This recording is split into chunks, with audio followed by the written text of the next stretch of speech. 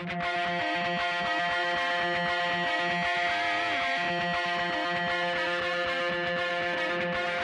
listening to the Roofing Success Podcast, a show created to inspire roofing contractors to achieve optimal success in their roofing businesses.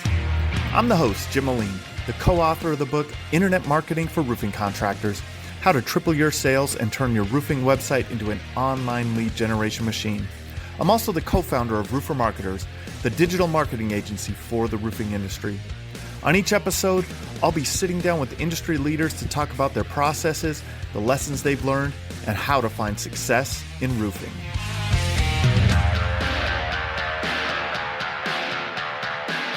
Welcome to another episode of the Roofing Success Podcast. As always, please share, subscribe, like, comment. And if you want to continue the conversation beyond just listening, go to Facebook, type in Roofing Success, and join the Roofing Success Facebook group. So today we have another successful roofing contractor out of the East Coast, the Northeast, the New England area, Jason Couto of Couto Construction. How you doing today, man? I'm doing great. Thank you very much. I appreciate you having me on here. Yeah, awesome, man. I appreciate it also. I mean, from our conversations before, man, I mean, you've been on the roof since you were what, 8 years old? Yeah, man, honestly, even before that, my dad is very old school Portuguese and believe the family who works together strives together. So if I could pick up a broom, I was on the job site. That's right, man. So tell us a little bit about Couto Construction and kind of how the business got started and how you guys, how it transitioned into you guys. Yeah. So, the business started just like anybody else. My dad came over from Portugal with the American dream to start a business. And, my dad was never really much of a handy guy, but he was a good business person. And he knew about customer service. And, at a very young age, he, just like anybody else, he started off with, a buddy of his, and he started doing some jobs here and there, kind of as a secondary, a part-time kind of gig. And then eventually started generating enough business to where he opened up Couto Construction. And, at a very young age, my dad came from, a lot of poverty. And, every summer came around, and every time he can utilize the opportunity, he picked up me and my two brothers, three young, skillful boys and he had us on job sites. And that pretty much continued on for years. And, my dad being, a Portuguese immigrant, his literature or his ability to kind of read or write was really not there. So, I mean, at the age of sometimes 10 years old, I would transcribe some contracts and help translate for him to get it done. And, and that kind of continued on. And as you can imagine, I mean, it was just a small homey type and small business. But, one thing my dad taught us at a very young age is, better to lose money on a job than to leave with a customer unhappy, because a bad name spreads a lot faster than a good name. And that really resonated with us, and at a young age, we always worked. We was always up on roofs where, here in the New England area, we have a lot of these 3-decker roofs. So these are 3 stories tall. And at a young age, we were lugging shingles up and down, climbing up on top of a roof. And, it's just kind of what we did. I mean, it's kind of how we grew up. Most kids used to say, yay, summer vacation. We used to dread summer vacations because it meant being on a hot summer roof all year long. But in about 2008, my brother Derek, at that time, he had taken over the business, and he asked me to become his business partner. And it was him, myself, and one other guy. And, really kind of being myself, I learned that life is not enough time in one person's lifetime to learn everything that there is to be successful on your own. You got to learn from the mistakes of others, and kind of put us on this journey where we started meeting with different mentors and going to different conferences. And, here we are today trying to put action into plan. And, happy to say that we were ranked by Inc. 5000 magazine, one of America's fastest growing companies in America. So pretty honored to have that. Yeah. Congratulations on that, man. That's awesome. It's so like the story of your family business is so cool.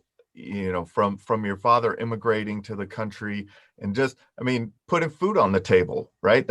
He found a way to put food on the table. And then, and now, you and your brother working in the business and supporting all of your families. And, I mean, it's such a cool thing. And how there's different iterations of the business along the way, right? The first was, hey, let's go, we gotta put food on the table. Let's go out there and work. And now, the way that you've transitioned the company and have hit the Inc. 5000 and are, you've turned it from a family business into a real, just a business, right? You guys have a business now. You have a construction business, right? Yeah. That's awesome. And so when we were talking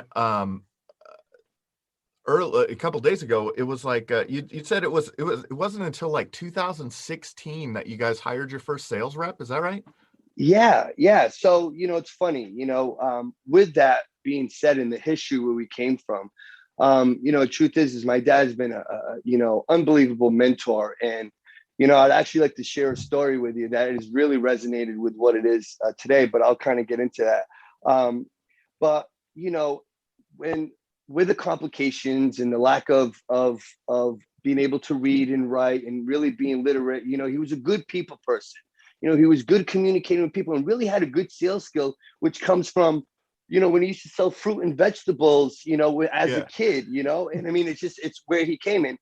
He really knew how to give a good customer service. But besides that, I mean, it was a lot of bad choices, a lot of mistakes, adjustable mortgages, we had some really big hurdles to overcome. We were in a lot of debt, but it's also the best thing that happened to us. We really had to work hard to overcome some really big debt. I mean, we were over $500,000 in debt, and we didn't generate $500,000 worth of revenue, right? Yeah. So we were, back up against the wall, and it was kind of a fight or flight where we had no choice but to make it.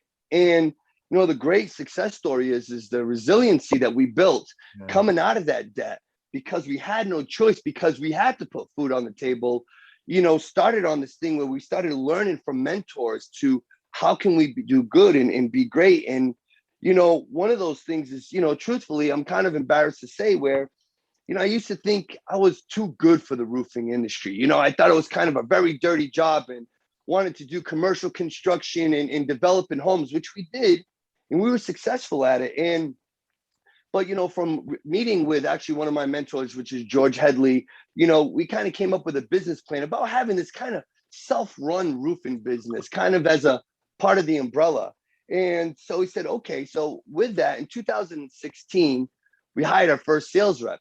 And that first sales rep was a plug and play, had already been in the home improvement game. And, he was a plug and play. Says, all he did is come in, hey, this is what we sell at, this is our price. And he went out and made some sales and was pretty good at it. And I says, wait a minute, something kind of came out. And it wasn't until we started looking for a new sales rep, another sales rep, said, hey, we can use more of this. We kind of hit a wall. It's not easy to find a plug and play. So I kind of started off on this journey of really, of learning systems. And I'm really obsessive when I put my mind to something. And I started studying all different types of sales system. And, luckily enough, Owens Corning had talked to me about it before, about this sales coach called Rodney Webb. And I'm sure, he's pretty famous in the industry. And I went and go see him January 2017 at an event in Detroit. And he really changed my life. We really, I went to his hire, train, maintain event, and it really made sense, and it was done with integrity. And he really made me realize how great of a business that we are in the roofing business is a great business to be in, to where we've actually transitioned, and now we've gotten out of the commercial sector, the developing homes, and now, we just want to be 100% roofing. And it's what we do. And a lot of that was, thankfully, Rodney teaching us that, it's better to be great at some things or a few things than, be mediocre in a lot. And, for us, the biggest thing about roofing is it's a scalable business. If you can find a great repeatable process, if it's repeatable, if it's perfectible, if it's perfectible, then you got a scalable business. And that's really been the path that we've been on, is trying to scale our business. Yeah, that's great, man. And that mental, I guess, transformation, right? Like when you first realized, wait, there's something here. Like there's something we can work with this, right? We could turn this into something, right? Like that. Yeah. So what, that was your first, like, going out to the Rodney Webb seminar. What do you remember about that? Anything specific that you were like, wow, when we didn't look at it this way, but now we're looking at it that way? Yeah, a lot of it came from, even going back. I mean, the reason why we kind of kept maintaining the roofing business was, truthfully, we had a lot of people. I mean, look, as great as the business is, we do have a black eye in the industry. The roofing industry is not known to be the most, the highest integrity industry. There's a lot of people, from being lack of knowledge and just not knowing the right ways. And hey, I was guilty as kids. You know what? I remember all the bad mistakes that we were doing and the bad practices. But a lot of the reasons why we kept going with it is because we had just some people that would come to us and say, hey, I need your help. Hey, I went with somebody else because they were $1,000 cheaper, and now I'm in trouble. Can you please help me? And going to find out and saying, geez, when you really looked at it, they were probably $3,000 more expensive with everything that we were going to give you in comparison, which then, realizing that, it's kind of doing a disservice to customers by not going through the process and explaining everything out. And then, the big thing that clicked for Rodney was the level of integrity of what it is that we do, and the pridefulness of what we do, and really being proud that, we are in a business of providing shelter to families, right? You think of the hierarchy of needs, right? You need food, you need clothing, you need shelter. We're providing a need. We keep families safe in their homes. And it's a big level of integrity. And, it's funny, the vision here at Couto Construction is to have a world where home improvements are worry-free and exciting, and contractors are highly valued and trusted. And, that just resonated with everything that Rodney did and why he did it and his story behind it. And I just love the integrity of what it is that we do. It's just, one thing is we just work at a high level of integrity. We are not the cheap guys. Truth is we are the low risk, high value provider in our industry. And it's funny because, we provided a culture in our area where, our competitors go and they say, hey, we do what the Coutos do. We just do it cheaper, which is just a standard that we've set in the industry. And it's really something that we're prideful, and we take a huge amount of integrity with what it is that we do. Yeah, that's awesome. That's a great way to talk, to have that conversation. Low risk, high value provider, right? The reason that we are more expensive is because we are low risk. Yeah. We're going to take care of you. We're going to make sure that the roof over your head is built, and if something happens, we're going to be there to fix it, right? Like that level, that's a great way of expressing that. I love that, man.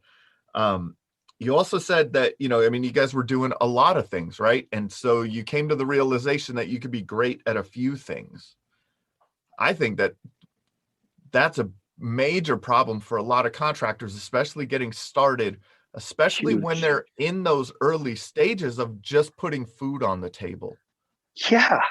Right. And 100%. And it comes from the state where, for us, it was coming from, just being able to put food on the table and negotiating with vendors and pulling from Peter to pay Paul. You never wanted to say no to any work. It's a fight or flight situation. You just want to say yes and take it all in. And, there's an opportunity to make money, but realizing that, and this comes, Rodney, talks about how he's such a student of Warren Buffett, and I am myself. And, Warren Buffett says, the most successful businesses are great at saying no. And, be better to be great at a select few things. And, for us, even recently, we constantly are removing, we just eliminated we don't do decks. We stay from the exterior portfolio of the home, and we say no to decks, and customers like, oh, but geez, why? You used to. And the reason behind it is because we just don't feel that we can give the level of service that we feel that customers are entitled to with decks. We just don't feel like we can do it. So for the customer's benefit, you know what? We don't want to, we decided don't do it. And realizing too, when you really bring it down, is that 80% of our problems was coming from 5 to 8% of the revenue, and looking at those numbers and having numbers. And, a lot that we've learned from our mentors is really about keep track metrics, know your numbers, and, just be relentless. Yeah. And know where those problems are coming from. Boy, that's a big thing. Like if you don't understand that the opportunity cost, it's called opportunity cost. And that's when you're losing out on something else for doing what you're doing now. And so if you're taking that deck job and, you're going to be spending a lot more time on it, you're because you don't have that system down or whatever it is, maybe you don't have the right people in those seats to build those decks, in an efficient way. Maybe you don't have a good project manager to manage those types of projects. Whatever it is, now you're taking that time away from your core competency. Being honest with yourself, man. You hit the nail on the head. Just the amount of resources that it was taking up. The risk wasn't worth the reward, right? Yeah. It wasn't worth what we were doing. It would stress out the team. The team would be, it's the trickle effect, right? It's just what happens. It just goes down the line. Our team goes out, they're getting worked up because a permit got delayed, material couldn't happen. This situation, in our industry, especially with decks, you go on one building official and he says, this is how you go do it. You go to the next town over and it's a completely different situation. Then it requires a change order with a customer. Now the customer's saying, oh, why is this happening? And every time you do that, you have an employee that has to take the burden of having to have that explanation, which then trickles onto the next customer he's going in. He's not as enthusiastic as delivering the customer service, the wow experience that we want customers to be like, oh my goodness, our goal is to have it where, I want our customers to say, hey, Jim, brother, if you don't go, we're not, we just that level in and people that believe us because that we have covered. That's what we look in order to do that. That's part. So, hey, decision rid of that. Yeah, and that sometimes you got to make those decisions. It's like, but you don't want that $20,000 check, Jason. This is a $25,000 deck here. No, it's not worth it. It's exactly. But it's tough though. And truthfully, even where we're at and as far as we've grown and even doing, even that was a tough decision that we had to make, right? Because, trying to be methodical and think about the overall picture, we're so happy we did it now. And we just question, why didn't we do this so long ago? You know, it's just one of those things. But hey, it's part of the growing pains. That's right. And there are growing pains. That's going to happen. There are growing pains in every business. There are lessons to be learned. There are lessons that you can't learn from your mentors. They're going to take you a lot further than you could, right? They're going to give you a lot of good guidance. They're going to, but you're still going to have to run into some things yourself. And let's go back to when you hired that first sales rep and then you wanted to hire that second one and you that didn't work out as well as you had hoped for, right? No, definitely not. And it was at that point that I realized and said, hey, we have to adopt a sales system. And, truthfully today, we consider ourselves a sales and marketing firm who happens to do construction, where we train heavily on sales. But again, it's almost a stigma thinking like, sales, and I hate to think about it because, I mean, if you were to Google a salesman, what you get is a guy smoking a cigarette, kind of looks like a con artist.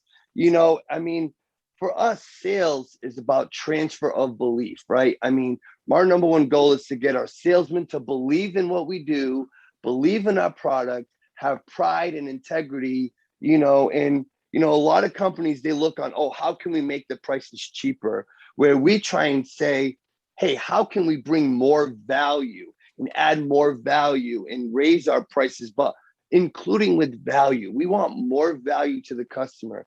But yeah, I mean, it's the pain that we had to go through. And even, it's funny because the problems that we had then, I'm like, oh, geez, it was no big deal. But it was a big deal then, I mean, trying to hire. I mean, I remember when I was learning the Rodney Webb sales system, and I was getting on the university, and I had trainees inside the training room, and I would put this 1 hour long, motivational talk because I was trying to give myself a refresher on what I was going to be training. I mean, it was hard. I mean, but if you go the easy road, life's always going to be hard. If you take the hard road, and you got to get outside the comfort zone, and it's part of what every owner needs to do. It's getting uncomfortable, right? I mean, you're going to fail. Just be okay with failing.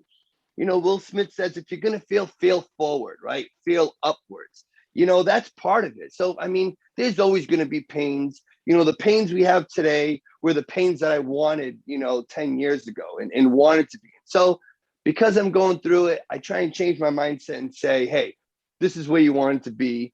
Take it, figure out, analyze. I mean, it's always going to be problems. There is no growth through comfort. You have to get uncomfortable. You have to go through some failures. Just learn from them, feel forward, and be open about it. What were some of the pains at the different stages of your business? So the early, let's talk about the early pains, right? Those in the transition from, the kind of the family owned, putting food on the table business into a roofing or a construction business, a roofing business, hiring those salespeople. What was the biggest pain point there? It's funny because I'm trying to think back then as far as what the pain was then, but it's at the time, I'm sure it kept me up nights, but today it's tough to remember because they're just so small. But, I really want to make sure, because I understand that there are people at all different types of thresholds, and, and not that I still don't see it, but, I think probably some of the biggest pains that we would go through was, it's people. I think as a business owner, another one of my mentors, says, I really look at this as my highest calling. We have the ability to change so many people's lives, in our business through employment. And, at the time, the hardest thing is people, finding people, being able to pay, charging enough that you can pay. It's always that it's that catch 22. I mean, you charge cheap prices, you got to cut down on costs, and but you think if you sell it cheap, so you can get the work, but then you struggle to be able to get the work done, get it done correctly, get it done efficiently, and struggling with, hey, I can't afford to pay this, and coming from extreme debt, always being worried about not going back there, right? It's like, we've generated this mindset of a rainy day for rainy day kind of cash flow, because I promise I'll never be in that position again. So I think probably the biggest stages, of going through it's really just a mindset change. And one, if you need that person, hire it. I mean, starting from I guess it's funny, we talk about this now. I remember, myself and my brother, my business partner, and I remember the struggle of saying, hey, we got to start tracking these numbers in QuickBooks. Like, what do we need that for? Like QuickBooks, like what's the point? Because I had to dedicate my time in taking myself out from, banging nails and getting on that roof and stripping and saying, I got to sit down and calculate and put all these numbers together and job costing to know how we're doing. I mean, that was a huge struggle in the very beginning, right? But then once you say that's part of it, right? And you take that on, and knowing that we were tracking the numbers. And then it's, hey, what can we afford to do? Hiring people, right? And I think hiring people, knowing how to manage people, being able to empower people. I mean, that just took years of practice and learning. And I mean, I've read it and I've seen it multiple times, but it's a different scenario to hear and another thing to implement, and it's funny because, one of the biggest challenges that I hear anybody who's in the business, they always say, oh, if I don't have time. I don't have time to train a new girl in the office. I don't have time to train somebody to answer the phone. I'd probably say the biggest struggle ultimately throughout the years is always learning how to remove yourself from the day-to-day operations. I mean, as a business owner, I think the game plan is keep finding somebody to do what you do now. Keep finding somebody to replace you. Replace yourself as many times as you can with what it is. And sometimes it isn't through one person, it's through multiple people. But I think, again, kind of going through it, those are a lot of the kind of the struggles kind of coming up and having that thought process to go through it. Yeah. One of the things you said was charge enough to pay. You have to charge enough to pay for those future employees, right? That's where a lot of business owners get stuck. I think a lot of people, when they're starting out or when they're early stages of business, they look at the big guys in their area, right? And they're like, wow, they're charging $900 a square. They're just ripping people off. Right? They don't understand. They don't understand what goes into that number, right?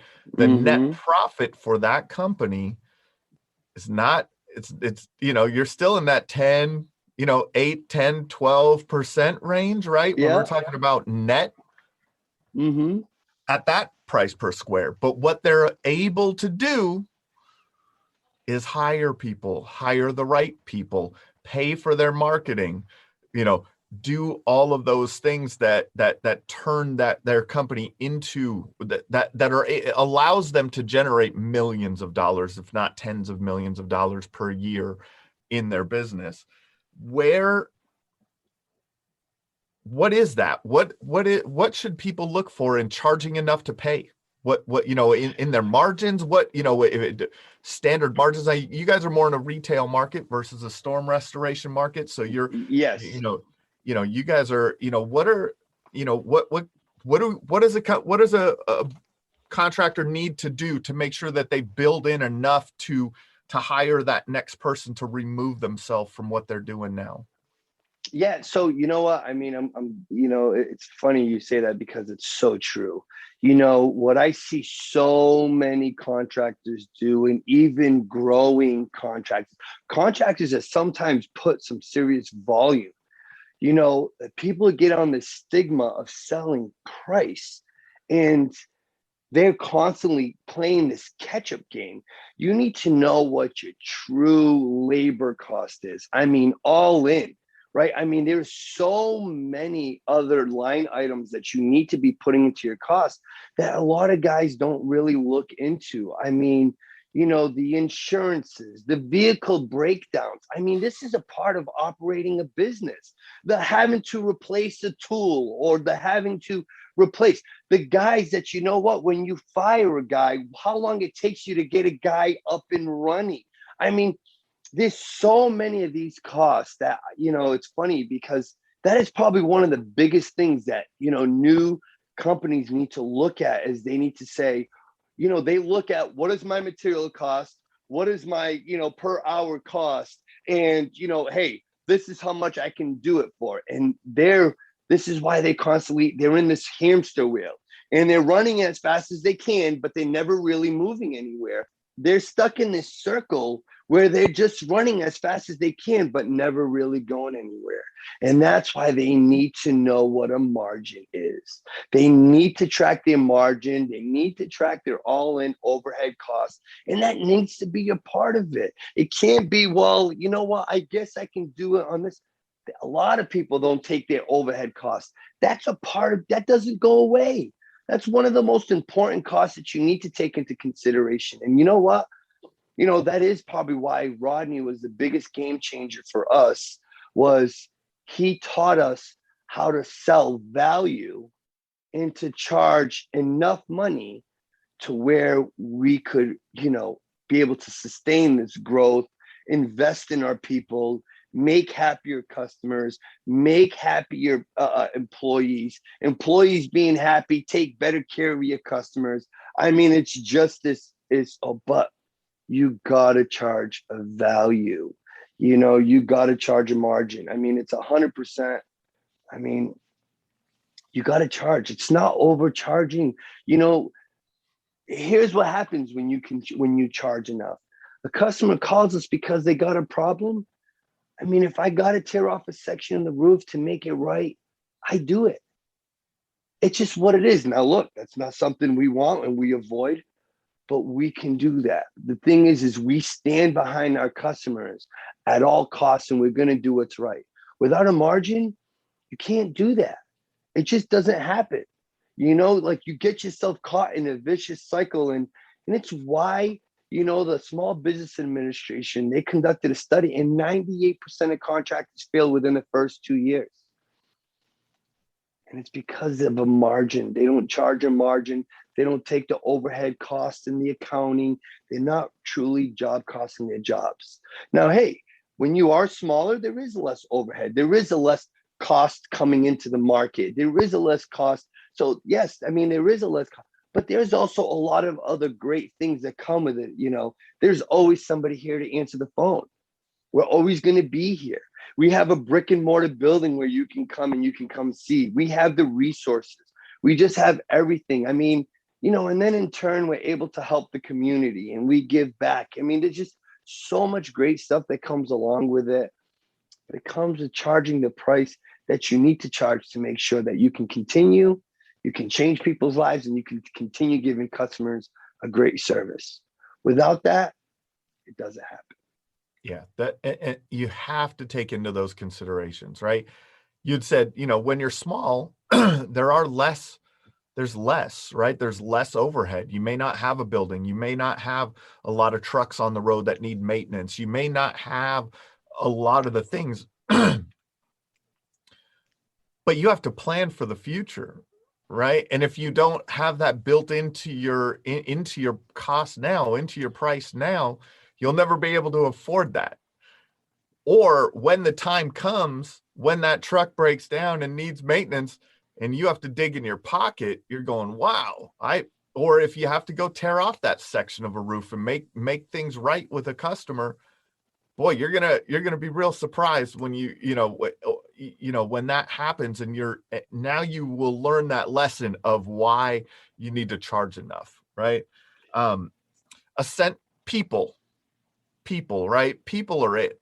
That I think that's the core foundation of any business is the people that you have. And speaking to it in terms of what you charge, you want to hire the best people.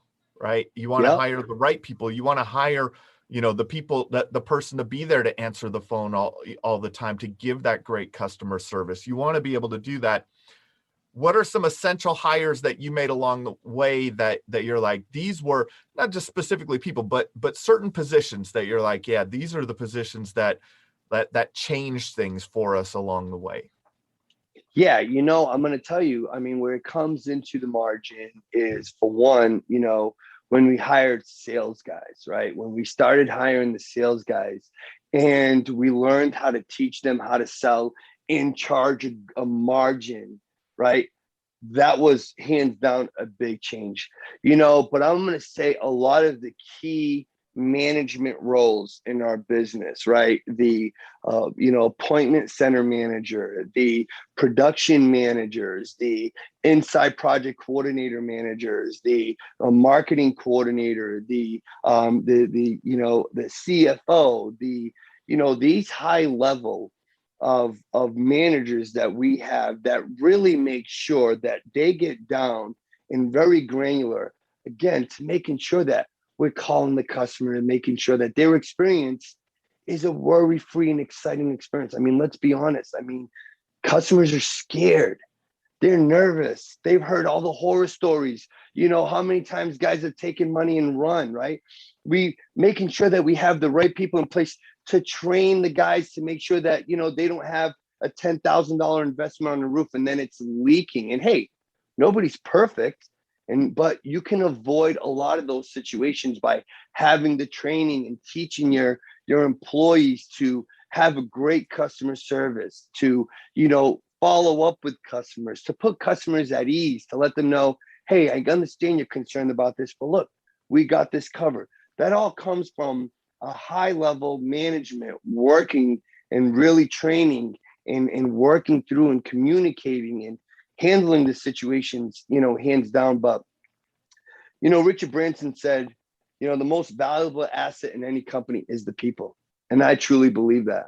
Without having the right people in place, without having, you know, the team that we have and having a great culture too, right? I mean, again, how does that happen? And it's hiring the right people and, you know, and being able to pay them and being able to support them and have, you know, our one team meetings and team building events and, you know, get them excited and, you know, having people come in and be excited about coming into work because, you know, there's all these great things happening and, you know, we celebrate birthdays and it's all about having a great atmosphere, great culture, great camaraderie, you know, being there from one another, you know, and that's one thing that is really, you know, our mission is to hire, train, and mentor a team of world-class individuals who are experts at delivering customer excellence.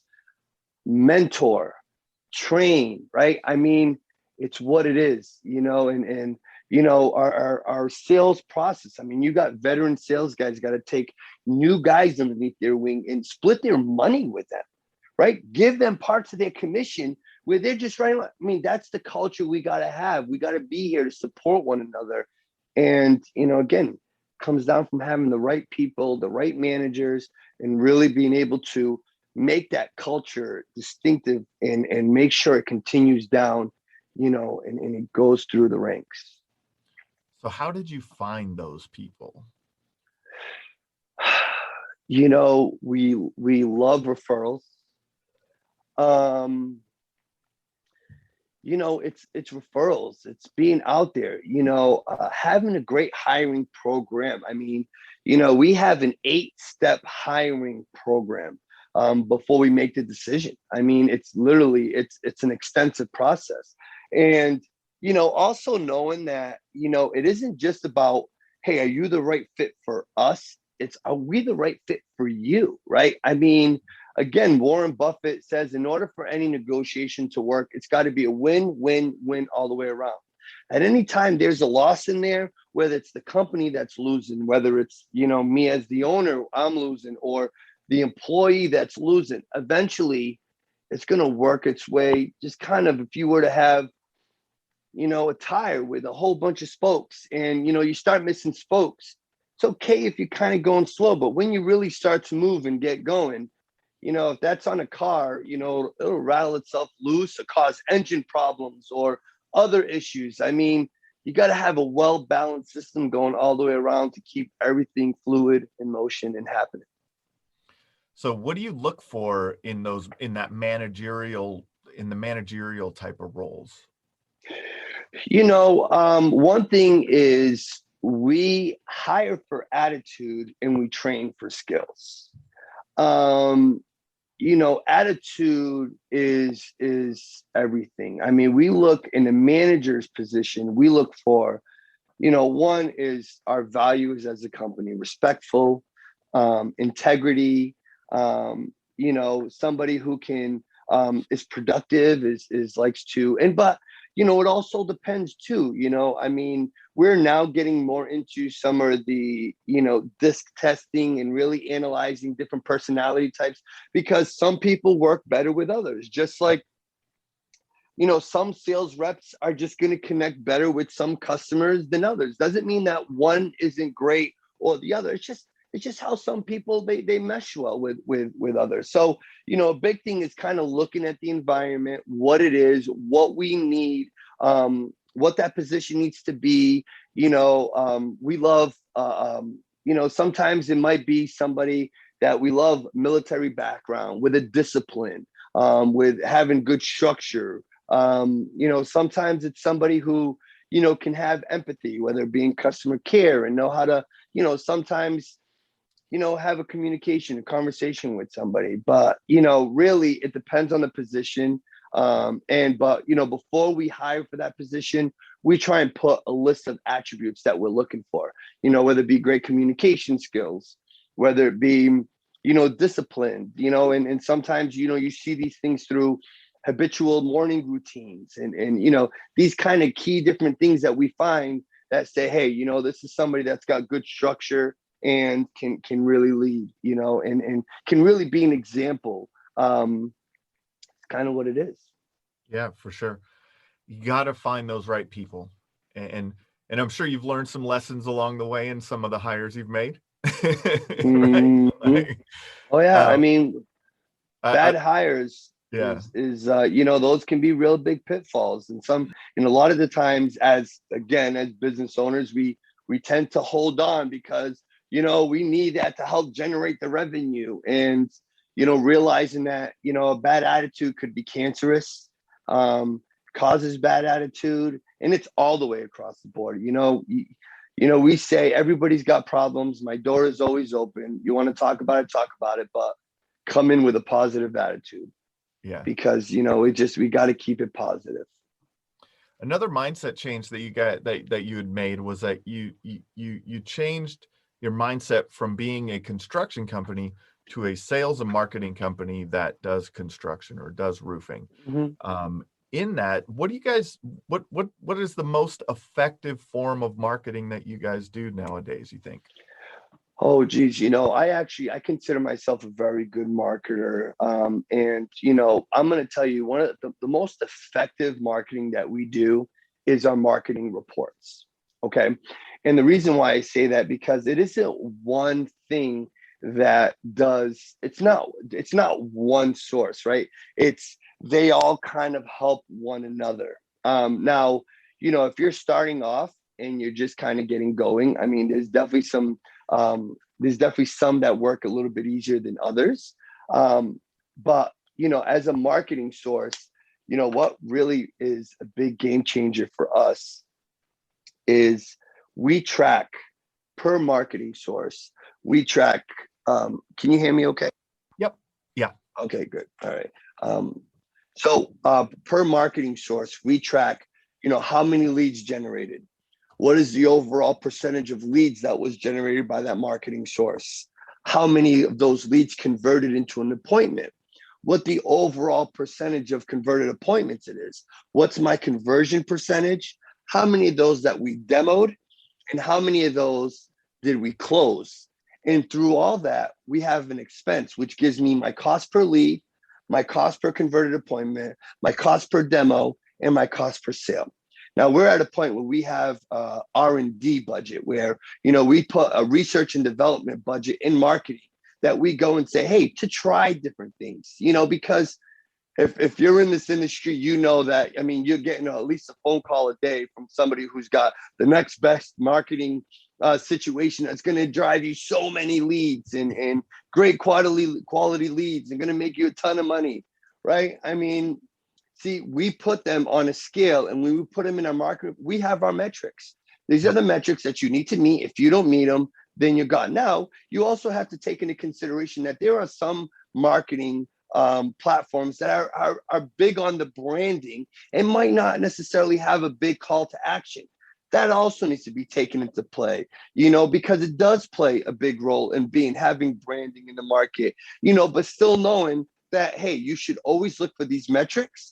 And because we look at these metrics and we carry these, we're constantly looking how to make these metrics better, constantly negotiating, whether it be changing the creative, whether it be having an offer. And we're not big about having these big offers.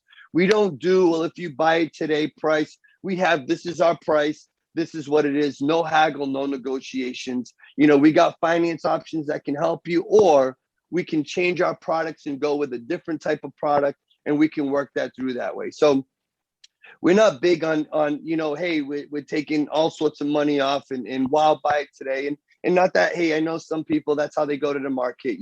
We really go into the market as our family's got yours covered, and, really having that set in place. But, onto the marketing report, what I say is that, the fact that we track each metric and we keep this report and we look at this monthly gave us the ability where we see where, it might have cost us 11% to 7% to 4%.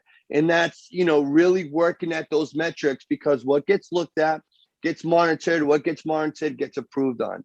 So, what is it? What is the single one source that, I would say is the biggest? I'm going to say, do a great job and build a great referral, right? Yeah. But to grow at the rate that we've been growing at a really rapid rate. Unfortunately, it's tough to grow that organically that way. Now we do, and through great service, we still have about 33 to almost 36%, and that varies, of a referral base, which the amount of revenue that we do, it's a great situation. It's a good indicator that we're doing a great job.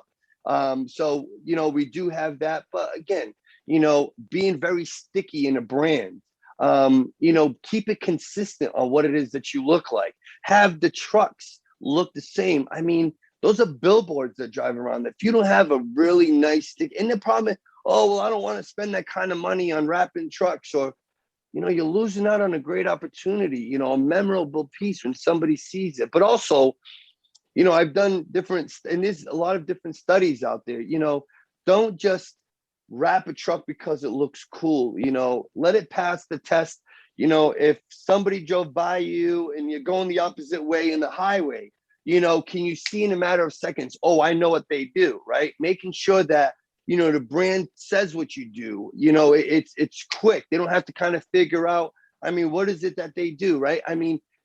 Just taking a look at a lot of that. And for us, the radio, the TV, we've been really successful with radio, really successful with TV, but also because our creative around it, having our kids record the commercial and people like, oh my goodness, those kids are so cute, and just make it memorable, and really being big on the creative, so there's a lot of different factors that play into it. And yeah, so not really a one tell-all situation, unfortunately, but that's a correct statement. There isn't a one thing. A lot of times we're always looking for the magic pill, where, you know what I mean? Like, it's not there. You gotta, it's a combination of everything, right? They see you on TV.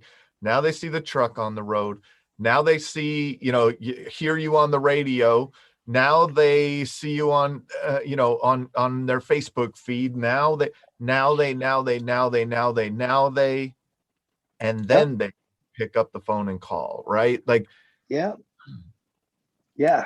What are some good metrics? What do you guys say? What do you shoot for as a percentage of your gross sales revenue? What do you shoot for as a percentage of that towards marketing spend?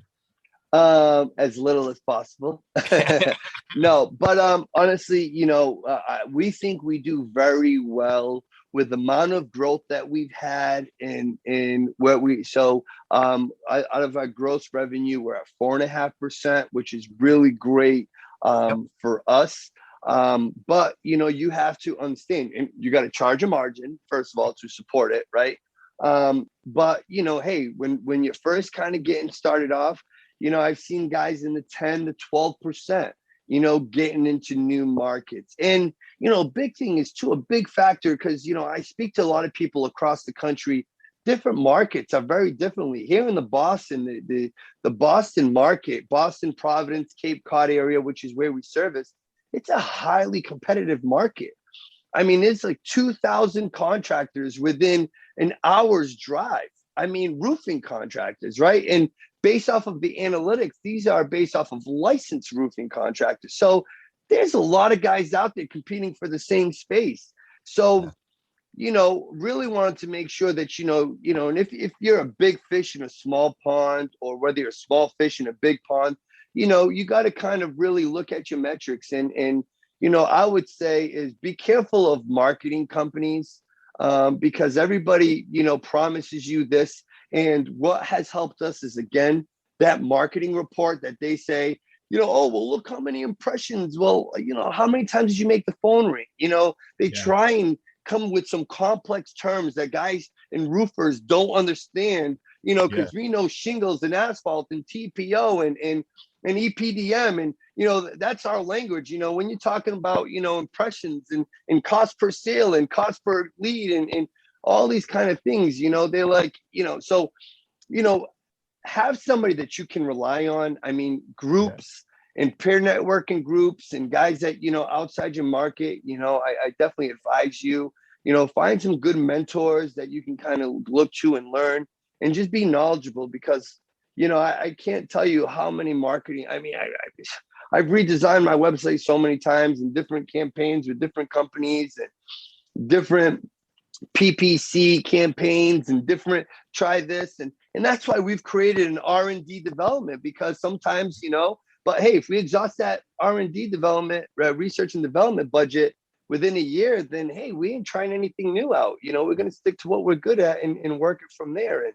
and also knowing that, things like TV and radio can be really expensive. And I definitely don't recommend you starting off in that area, because it's also it's compounding, but it's very front loaded heavy. So you got to be willing to stick into it for the long term and really hang in there, before you really start to see that residual happen from it. But there's definitely other resources that I would go to before I start with the radio, or whether it be Google Local Services or Angie or Home Advisor. And I know a lot of people think about Home Advisor like, oh, they're giving the lead out to 3 people. Well, just sell your value. Go in there pridefully and say, look, this is why I'm great. This is why I'm going to be more money. They can go with this. I'll go with this. Did they show you this? Oh, they didn't. Great. Well, let me tell you, just being in there and go to the market and provide value. Again, be the low risk, high value. So in your marketing, I love the idea that you're spending this R&D money, right? You have this fund that this is where we're trying things. And then we have the tried and true over here, right? There's 2 pots, right? There's 2 pots in there. I love that. Yep. In that, in the R&D budget, you'd mentioned that you have a measurement, a scale of, hey, if this is effective or not. What's that cost per sale? Like customer acquisition cost per sale. What's that number that you're shooting? Yes.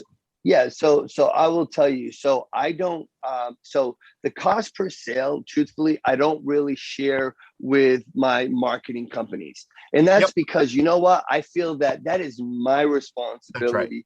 Because if my sales guys ain't doing a good job, that's not fair for me to hold them accountable. I hold them accountable to say, hey, look, you know what? Cost per lead, cost per conversion, cost per demo. So if I can be in that $200 range, as a cost per demo, I'm happy with that. Yep. And you know what? That's something that I'm sure guys will be like, oh my goodness, $200 for you know what? If you can do that and you can get in that field and good, and understanding that some people in some areas it's different, and making sure that you know what, you can support it with a good sales system to make sure that you can generate the revenue, making sure that the margin works. I mean, you got to kind of constantly be looking at these analytics and adjusting accordingly. Yeah, we see that all the time. Like, a lot of times, and I think it's the big thing on the Home Advisor argument, right? It's, well, these leads suck. And it's like, but someone's closing them. Right. So if you're not the one closing them, someone's closing these leads. And so are you looking at your sales process? Are you looking at your appointment setting process? Are you looking at the things along the way that actually make your conversion rate higher on those types of leads? You have to have all of the pieces of the puzzle in there for sure. What I mean, Go yeah, I ahead. mean, speaking of the home advisor, I mean, a lot of people like, oh, the leads suck. Well, let me ask you, how often are you on the phone making sure that you're trying? How many times do you call within the first hour? How many times do you call within the first 4 hours? Is it a one and done? Well, at that point, then you know what? If that's what if you're a sole proprietor and you're making the phone calls and you're the owner, that's not the area that I would say. I mean, you got to have a dedicated person on the phone, and they got to be, working through a list and calling them multiple times, and also being able to have a good conversation with them. I mean, appointment center is sales. You're selling them on wanting an appointment with you. I mean, that's got to carry on. You got to work with your appointment center as well as, how are they converting those leads? Are they setting up appointments where we can get everybody together, and it's not about high pressure sales, but just setting the guys up in the best scenario that they can be successful. And it's for the best interest of the homeowner as well. It is. Yep.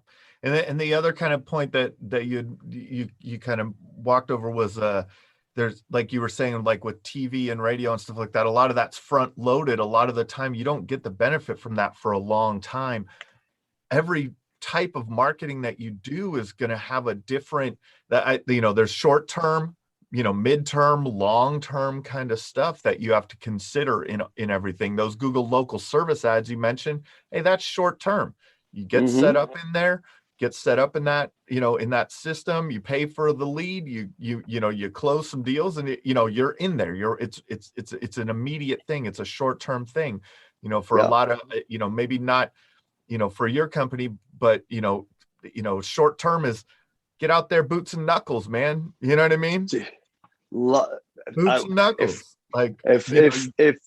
If everything, God forbid, but if everything went down and I had to restart all over again, I would absolutely be out there in a neighborhood generating. And I mean, without a single dollar in marketing, I could go out there and generate some business. I mean, it's a numbers game. You knock on enough doors and you have enough passion and enthusiasm and infection with what it is that you're saying, and belief, right? You got to believe that you're going to take care of people. And when you can do that, I would be out there knocking doors. I mean, I've done it every once in a while. We go out there and we like to go out there and go knock some doors. And truthfully, canvassing it's been one of those areas that I haven't had the right manager to run it. Okay. And because, we've done some canvassing and then it kind of, you get it up and running and fizzled away. And it's been great when it got going, and then my attention goes elsewhere. So, knowing that I definitely want to do it and get up and running, it's not one of the things, but man, if you're a new guy and you're starting, man, you 100%, I'm with you. Knock on some doors. That's still super effective, right? It's short term. If you and it's controllable to the point where you just keep, if you need to close, if you need, 4 more jobs this month, then you go out there and knock doors until you have 4 more jobs. You can't control that as much on like a TV ad or a radio ad. It's a lot harder to do, right? That's that brand awareness, that long-term, more of those long-term strategies. So those are good, good points for the audience to good conversation. So what do you think is the greatest insight that you can share with our audience that's helped you find success in your roofing business? I mean, hands down, because there's so much, but if I were to say what is the biggest insight is, one thing I see a lot of people that go to these, roofing conferences and have these mentors, but they lack action. Oh, I don't have the time. I don't do that. Here's, not one thing, but a couple of things. One, find somebody who is really successful and doing it great. Learn from them. Okay. Learn from them, right? Hey, being on here, I'm sure you got some great content. You've some great podcasts going on. I really enjoy this conversation. Learn from people. Secondly, take action. Put a goal list together. fix what the biggest problem is, and be relentless. Take action and get it done. I mean, and if you can make those two things happen, just take action and just repeat, repeat, repeat. Check it off, done, repeat, next item, biggest goal. What am I working on? And part of that means is take yourself out of the business and stop working on the business and stop working in the business and work on the business, which comes from mentorship, taking action, and don't get stuck in the day-to-day. I mean, that's just pretty much as cut and dry as I could give it. Awesome. This has been another episode of the Roofing Success Podcast.